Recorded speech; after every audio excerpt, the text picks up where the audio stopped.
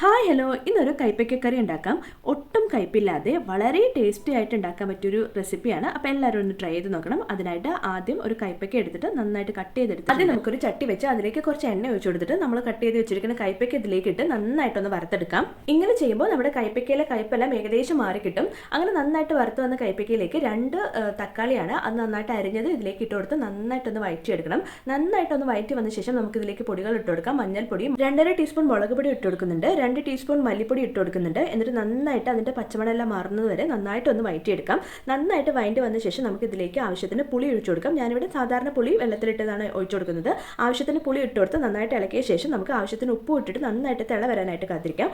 ആ സമയം കൊണ്ട് നമുക്ക് ഇതിനുള്ള അരപ്പ് തയ്യാറാക്കാനായിട്ട് ഒരു മൂടി തേങ്ങ ചിരവിയതിലേക്ക് 5 ചെറിയ ഉള്ളിയും കുറച്ച് ജീരകവും ആവശ്യത്തിന് വെള്ളം ഇട്ടിട്ട് നല്ല പേസ്റ്റ് രൂപത്തിൽ അരച്ചെടുത്തത് നമുക്ക് ഈ കറിയിലേക്ക് ഒഴിച്ചു കൊടുക്കാം. എന്നിട്ട് നന്നായിട്ട് ഇളക്കി കൊടുത്തിട്ട് ആവശ്യത്തിനുള്ള വെള്ളമൊക്കെ ഒഴിച്ചിട്ട് നന്നായിട്ട് തിള വന്ന ശേഷം നമുക്ക് ഇതിന് വേണ്ടി താളിപ്പ് തയ്യാറാക്കാനായിട്ട് ഒരു പാൻ വെച്ച് അതിലേക്ക് എണ്ണ ഒഴിച്ചു, കടുക് പൊട്ടിച്ചു, ഇതിലേക്ക് കുറച്ച് ഉലുവ ഇട്ട് കൊടുത്തു, 2 വറ്റൽമുളക് പൊട്ടിച്ചത് ഇട്ട് കൊടുത്തു. ഇനി കുറച്ചധികം ചെറിയുള്ളി ഇട്ടിട്ട് നന്നായിട്ടൊന്ന് വഴറ്റിയെടുത്ത് കുറച്ചധികം ചെറിയുള്ളി ഇട്ടാൽ നമുക്ക് നല്ല ടേസ്റ്റ് ഉണ്ടാവും.